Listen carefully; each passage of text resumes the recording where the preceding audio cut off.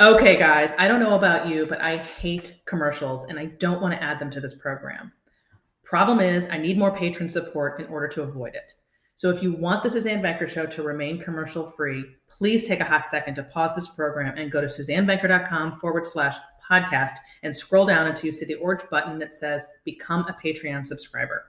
When you do that, you'll see 3 economical tiers from which to choose. And when you sign up, you get goodies such as an early release of this program and free ebooks. Also, for the next 24 hours only, I'm giving a 100% free digital copy of my brand new book, How to Get Hitched and Stay Hitched, to the first 10 people who sign up at the $20 level. Again, that's suzannevenker.com/podcast. Don't wait, because if you're anything like me, you'll intend to do it and then it'll get lost in the shuffle. So pretty please do it now before you forget. It's easy to hit pause, and when you come back, I'll still be here and you won't have missed a thing. That's suzannevenker.com/podcast. And now on with the show.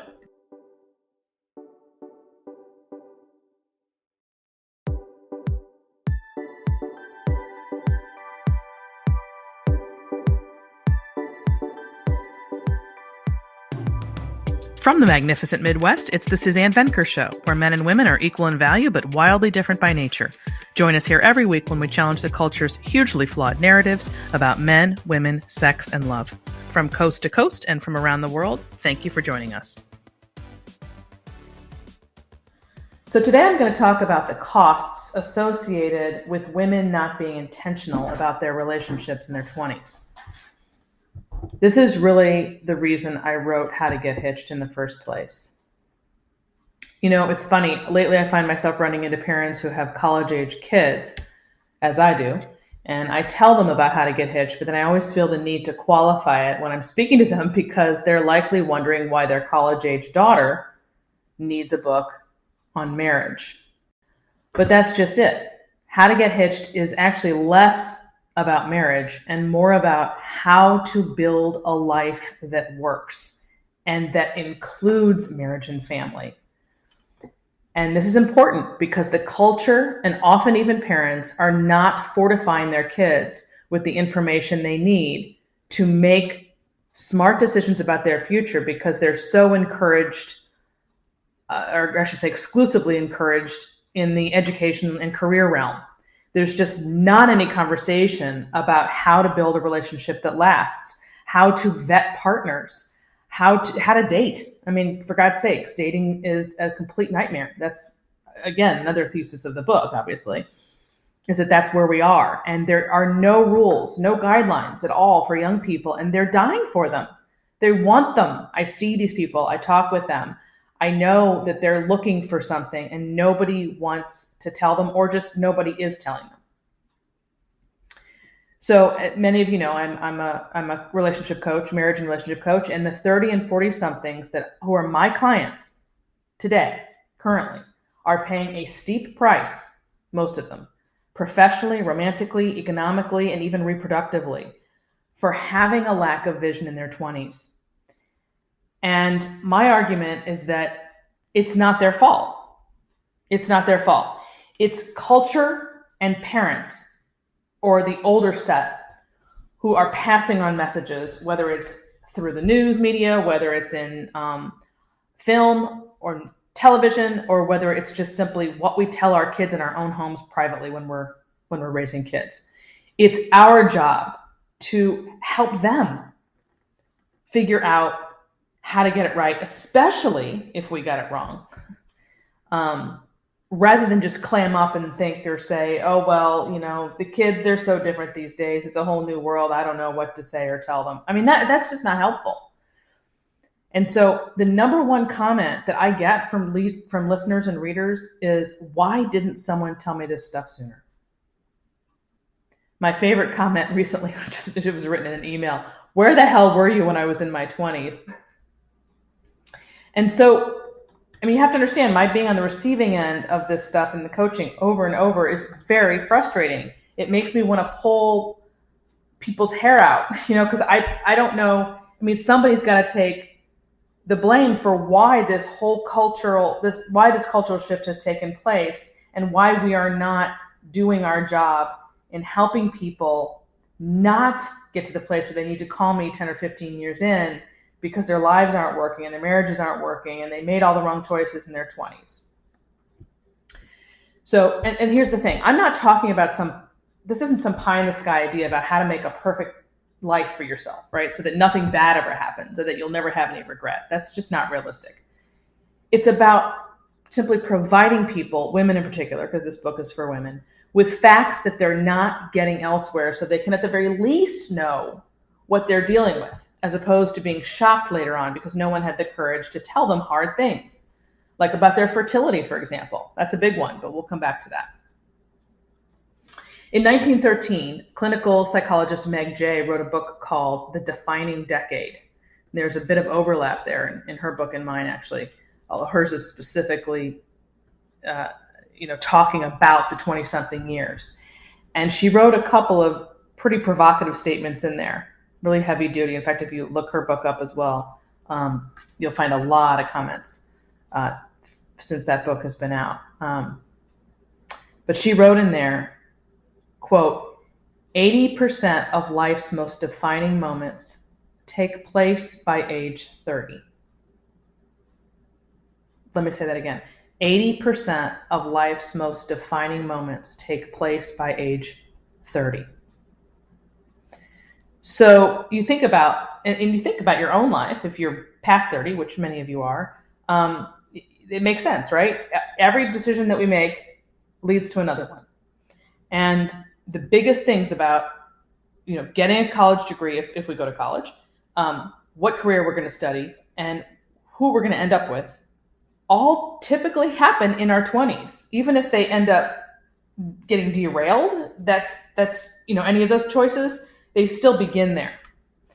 So this idea that women, or just people in general, again, but women can just have fun until real life sets in or worry about finding a life partner later, which is the status quo in America right now. I mean, that's pretty much what even parents tell their kids. It's like, just don't worry about settling down. Do that later. Play the field, go have fun, go travel, go see the world, go find yourself. That sounds great, but it's really foolish, actually. Because another statement that Meg Jay makes in that book is this: doing something later isn't necessarily the same thing as doing something better. That's why I think it's very irresponsible to tell young people that their 20s are a time to just, goof off, essentially, and not take life so seriously or what have you. Especially that whole concept of finding yourself. That really bugs me, and I have a whole chapter in the book that's devoted to that. In fact, it specifically tells people that you don't need to find yourself, you need to get over yourself. So it's a very different take, as you might expect. This book is extremely countercultural. Everything you expect to hear, it's basically claiming the opposite. This idea of finding oneself, it takes decades to find out who we really are. I sometimes feel like in my 50s, I'm still really just now getting it. And if we use that sort of, fluffy, new age thought process of finding oneself, if we took that seriously, I mean, we'd never get married at all. We just completely pass up our childbearing years trying to find ourselves, and then with the hope that someone's just going to be sitting there waiting on the other end when we're done and we're ready. And it just doesn't work that way. Your 20s, they're not the time when you find your real self and then all of a sudden this perfect mate comes along on your timetable. The 20s are actually the time to lay valuable foundations for the rest of your life. And like I said, every decision leads to another one, which is not to say you can't screw up. I certainly did. I think most people will screw up in their 20s. It's not to have this perfect life, but you can only work your way out of that detour, out of that mess, out of whatever those screw ups are, if you have a plan and you're intentional and you know where you're going and what you want, which is really the underlying message of How to Get Hitched. Whom we marry and how that marriage fares has the single greatest effect on our happiness and well-being than anything else we do. It is significantly, therefore, more important than where we go to school or what career we choose. That's why parents need to stop telling their kids to put all their eggs in their career basket. And this is especially true for women, since they have a shorter time frame in which to get their lives in order. Parents are too scared to say this because they don't want to say this because it's not PC. But if you don't say anything as the parent, then you can't really complain later when your kids' romantic lives aren't working out. And again, I'm not suggesting that because you've passed on this information that they're going to follow all of your advice. It's not really about that. It's not my job as to whether or not my kids are going to do what my kids are going to do, but it's up to me to pass on what I know and to give them some guidelines to work with. Otherwise, they're just sort of flailing about in the wind. The single greatest guidance parents can give, in my opinion, isn't going to college and getting a great career and making a lot of money, which is kind of the norm today. The single greatest guidance parents can give revolves around relationships. But this conversation isn't happening. So kids are forced to create, and when I say kids, I mean basically up to the age of 18 when you have them, in your home before they leave. I mean, and even afterward in college, you want to be there for them for sure, but you definitely want to get this through up by the time they leave because they're, captive audience. As a result, kids are forced to create their own impressions on what constitutes happiness. And they wind up listening to messages from their peers and their teachers and the culture, which, of course, as you all know, promotes achievement and materialism above all else. That's why the very first chapter in How to Get Hitched is called Live an Examined Life. Because the unexamined life is a life that other people have designed for you. They tell you what to think and do. And if you go along with that without thinking about whether or not it matches what you want, you're going to regret it. If we want our kids to grow up to be happy, fulfilled adults, we have to tell them the truth. For example, and hold on to your hat here because this is going to sound positively heretical, it's okay to make career decisions based on a relationship that's clearly marriage material. It's okay to make a career decision based on a relationship that's marriage material. That doesn't make you weak or stupid. It makes you smart. It means that deep down nothing is going to affect your life more than getting this decision about who to marry right.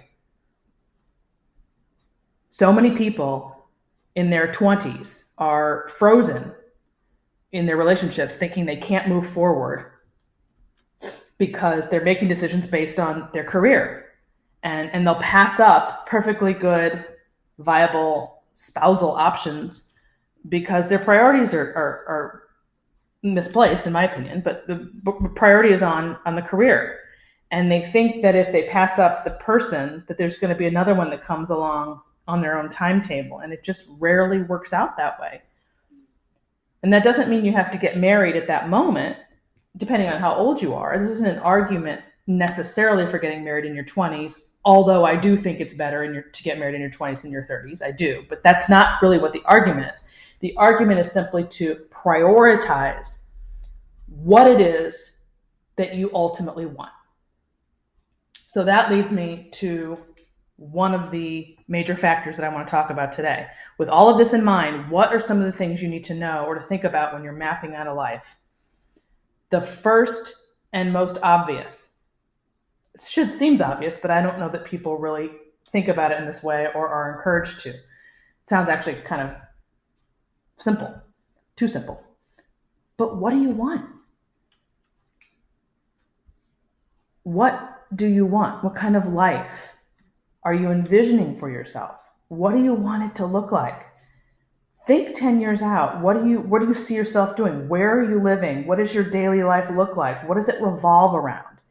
And naturally, this is going to get into a lot of details, such as how many children do you want? Do you want to work or not work? If you do, what is that going to look like and how is it going to fit in with the number of children you want? That then leads into, okay, what kind of partner do I need to make this happen?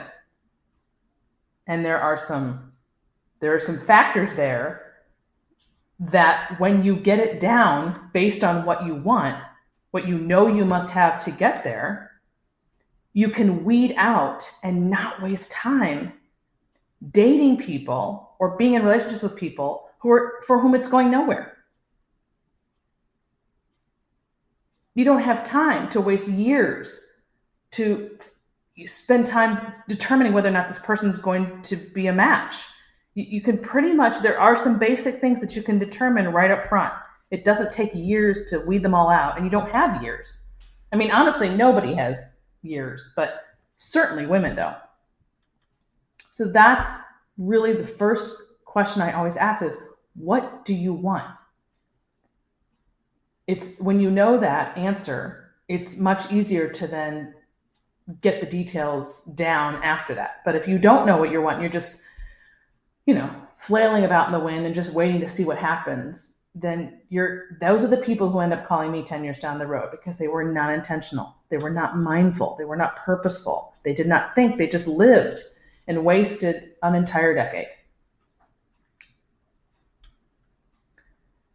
The parental pressure in particular to think about marriage later and to become, career obsessed, and in some cases this really high achiever, is just an unhelpful message. And it often stems from parents' own regrets about how they did things. So if you're a child of somebody who's getting that message from their parents, you have to put it in context. You have to understand why they're steering you in that direction, because their story doesn't have to be your story. It's just theirs. So when a person gives you advice, when it comes to love or money or career, whether it's a parent or anyone else, don't just take it carte blanche. Think, does this person have the life you want? Has she or he been successful in a way that you want to be? And again, that's so much about what How to Get Hitched is about. It's not luring anybody into a life they don't want. It's presenting one that you're not even allowed to consider. This is all about what it is you want. The other aspect of that pressure that people get to worry about marriage, later, and just career. What are you supposed to do in the meantime regarding love and sex? I mean, you're an adult person in your 20s, and you're going to have relationships. You're not going to be celibate for 10 years and then all of a sudden find someone. So what ends up happening is you end up moving in and out of countless seriously romantic sexual relationships, sometimes even living with people for whom it does not work out. And this has a dramatic effect on your ability to bond for life. We aren't meant to move in and out of countless long-term sexual romantic relationships until we all of a sudden find one and then it all goes great from there. It just doesn't work out that way. And because no one's sharing that with women, they make a lot of assumptions. And we're going to come back to that in just 1 minute. I want to say one other thing that is a factor in their 20s that is new before I get to what I just said. And that is that we have a massive student debt problem today that didn't exist 30, 40 years ago. And this is because we are encouraging young people to go into debt to get a degree, with the assumption being that they can always pay it off later. And of course, we're seeing now that that's not at all what has happened. And we can't overlook this phenomenon and how this plays into this problem that young people are having in their 20s of postponing marriage and all the rest, because in fact, if you do the research on it, you'll find that the number one thing that certainly millennials will say, and I suspect Generation Z will as well, is that they can't, quote unquote, afford to get married. And again, that goes back to every decision we make creates another one, or moves to another one, or builds on another one. So that was a poor decision. If you can't afford college, don't go, or go to a state school where you can afford it. There are other options than what the culture teaches. And that's really what this is about.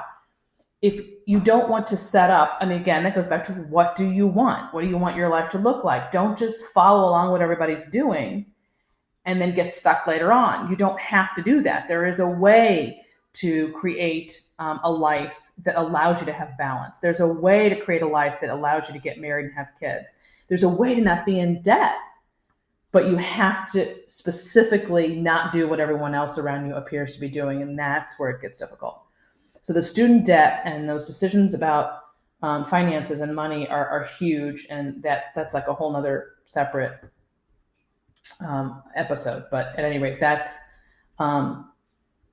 another way to understand that those decisions that you're making regarding money and school in your 20s feeds into this other larger decision about marriage and work and all the rest. Okay, and the most significant piece to this conversation is the fact that women, while the message about not wasting your 20s is definitely a good one for both sexes, the reality is women have a different set of circumstances than men do. And nobody wants to talk about this. Nobody wants to talk about this. There are three main areas: sex, fertility, and sexual marketability. Men and women are not equal in any way, shape, or form in these domains. Women's response to sex versus men's, and I'm going to have to do a whole, I know I just said that about the other one, but now that's the same as with this one. We have to do a whole other episode on that because that's a big topic. Women have been convinced that their sexual desires and needs are no different from men's, and that there's no difference between a man's reaction to sex, especially casual sex, but just sex in general, and a woman's. And that is a massive lie, just a massive lie. And they don't know that. And so they're going out today on college campuses, many of them literally having sex the way supposedly men are capable of doing and do or what have you. That's the message that they get. And having a completely different response to it and not understanding why they cannot function in the same way that a man can. So that goes back again to if you're not thinking about marriage until your 30s, what are you going to do as a woman sexually? You're going to end up either pretending that you can have sex casually, that's no big deal, or you're going to end up falling in love again and again and again, and falling in, I should say, and getting your heart broken. And each time you do that, you're making it more difficult for yourself to bond with someone in the end. That is not the case for men. It's just not. But like I said, that's too big of a topic to just go through quickly. So I will come back to that in another episode. Fertility. We have really screwed women over when it comes to this topic. The truth about fertility has been utterly squelched in the name of so-called gender equality.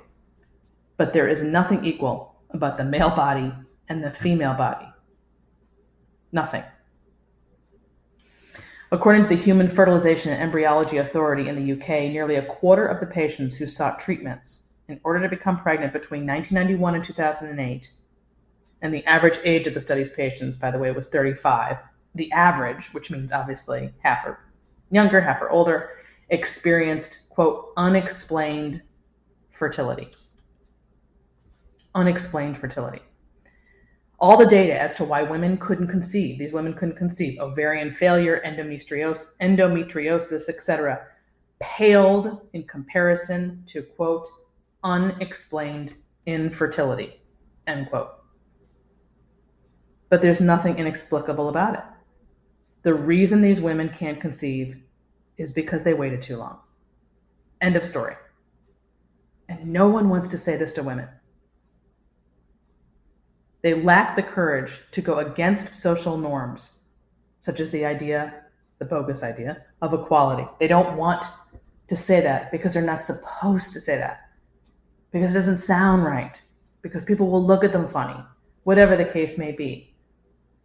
It is your job as a parent to tell your daughters the truth about their fertility. There is a window to conceive. And if they wait too long, they will be sorry. Most of them.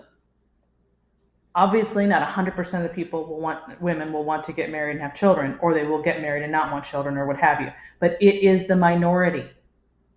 And again, going back to my original most important point, what do you want? If you're dealing with somebody who doesn't want that, fine. But assuming that they do, asking them outright and finding out, that's a good place to start. Then it's your job to tell them. I know I'm harping a lot on parents in this, and I didn't even mean to do that actually. In this episode, I was going to be talking about just the culture and how women themselves can counteract the culture by, having a completely different way of moving through the world and a totally different life plan, which is what How to Get Hitched and Stay Hitched is all about. It is that 12-step program and that plan to counteract the culture. So, but I know there's a lot of parents who are listening. So and my guess is that most of you are like me and did do these things, because that's probably why you like listening to this podcast, because I'm a countercultural parent. I'm a countercultural person. We don't do things. We're weird here, right? We enjoy being weird. We think it's great to be weird and different because that's what works. Going according to the culture is typically how people fail, at least today. Maybe not 50 years ago, but that's the way it has come to be today. So, sorry if I'm harping too much on the parenting aspect of this, but needless to say, I'm feeling really strongly about this because I keep running into parents. That's how I opened this whole show, by saying I want to tell them about the book. But I think that because the title, they're thinking, well, I don't want my daughter to get married. You're trying to marry my daughter off? And no, I'm not. That's not what this book is. So I just want to be really clear about that. So I have that fresh on my mind.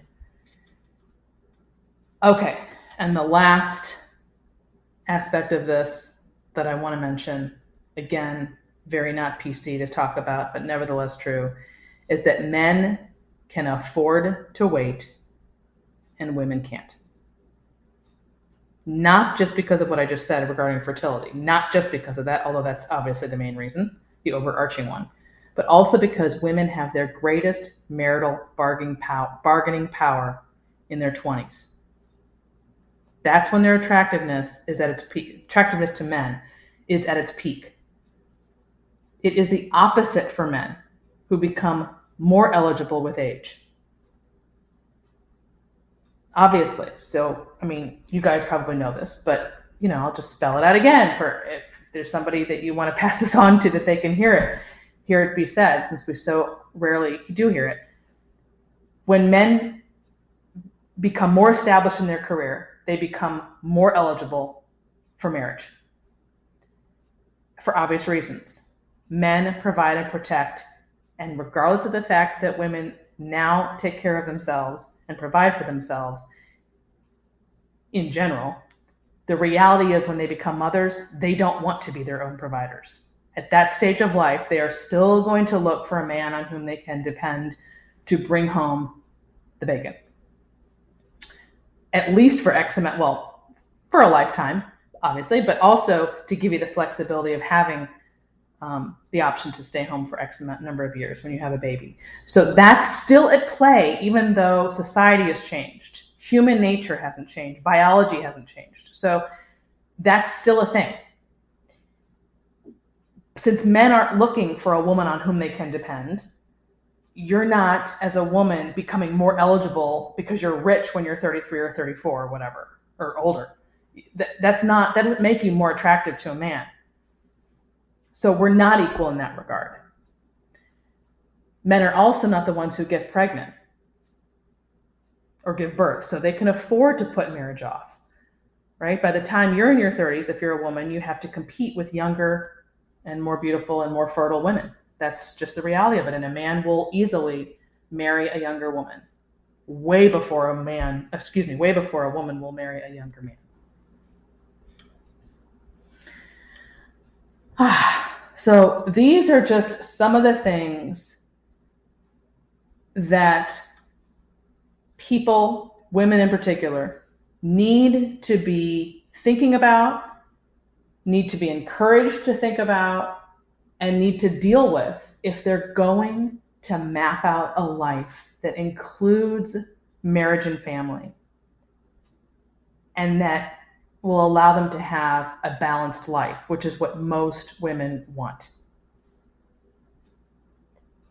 And in order to do that, we've got to start talking to them differently now, when they're young.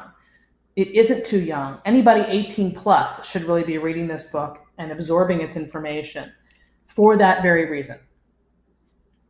It's not about getting married when you read it. It's about planning in advance for it and understanding that having a good marriage, a strong marriage, having a strong match, and creating a life that works begins long before you ever say I do.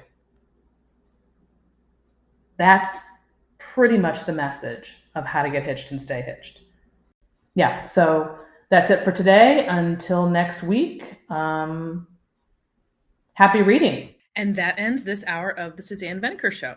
Don't forget to go to SuzanneVenker.com/podcast and click on Become a Patreon subscriber, where you get early access to the shows as well as other perks. This is what allows me to continue to bring you quality content commercial free. That is my number one goal because you know what? Commercials suck. Thanks for listening, everyone. Have a great week.